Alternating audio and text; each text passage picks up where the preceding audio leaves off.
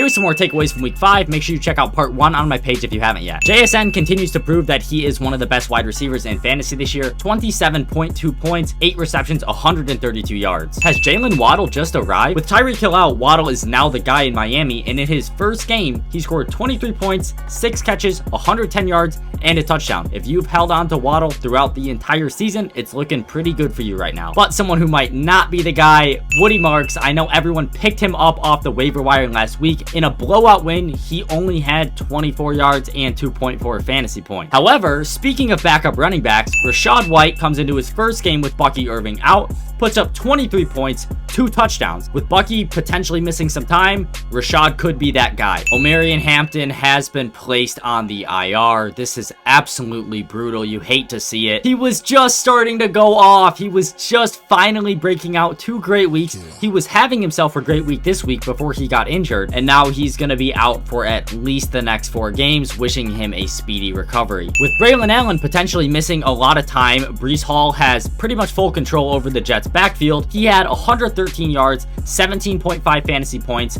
with a fumble, so he would have had 19.5 without that, and all of that still without a touchdown. If he's able to start getting in the end zone, watch out for Breece Hall this year. Jamar Chase had to quickly remind everyone why he was the #1 overall pick in fantasy, but out of all the Bengals players, he still is the most solid. Guys like T. Higgins and Chase Brown are struggling from the QB change a lot more than a guy like Jamar is. At the end of the day, even though he lacks the consistency, he's still going to be Jamar. AJ Brown just had another week of scoring under 10 fantasy points. That means out of 5 weeks so far this year, AJ Brown has scored under 10 fantasy points in 4 of them. Yikes. And finally, Seahawks tight end AJ Barner just scored 24 points off of 7 receptions and 2 touchdowns. If you are in need of a tight end, I'd be looking to pick this guy up off the waiver wire right now. And make sure you follow me for more buy lows and sell highs this week, as well as waiver wire pickups. Have a great day. Peace out.